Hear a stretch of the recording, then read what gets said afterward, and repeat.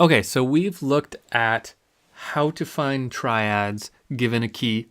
So if I tell you, we're in the key of G, after a little bit of work, you should be able to tell me now 7 chords that work in the key of G.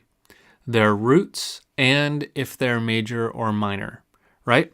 Because the process you would do for that is first you would write out the scale, figure out the key signature based on the alternations of half steps and whole steps, right? That would get you all the right notes in the key. And then you would build a chord on each of those notes by assembling every other note of the scale, starting on each note of the scale. That would get you that diatonic chord progression, right?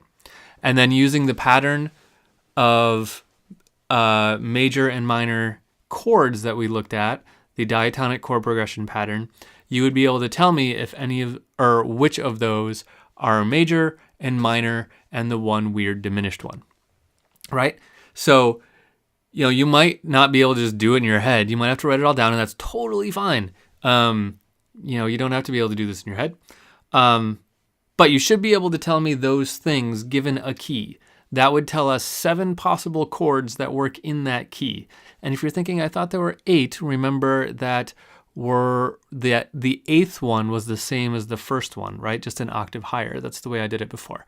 So try not to get confused by that. There are 7 different possible chords, major and minor chords in the diatonic chord progression for any key. Now, with that, I want to take a look at other things inside the major triads, things we need to know about them. For example, what if we don't know the key? What if we're just, let's look out over here. Let's just say, what if I just did this?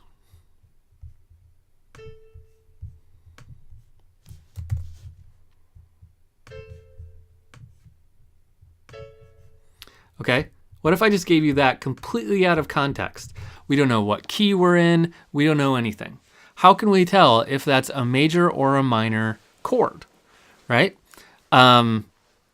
We don't have enough information just by looking at that chord to use the diatonic chord progression because we don't know what key we're in.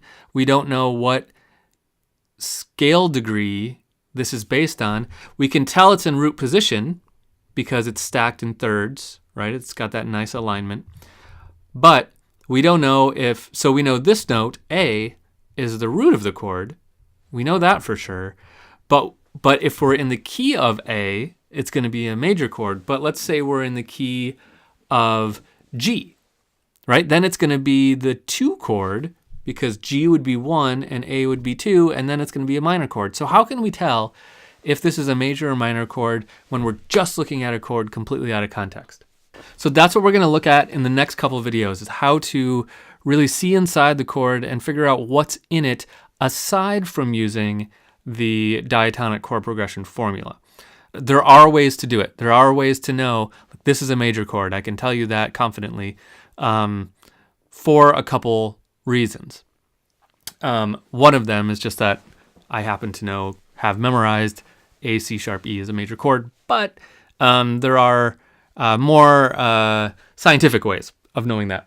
So that's what we're going to look at in this next section. We're going to dissect a chord and look at what's inside it so we know how to build it when we are out of context. Okay? So let's dive in.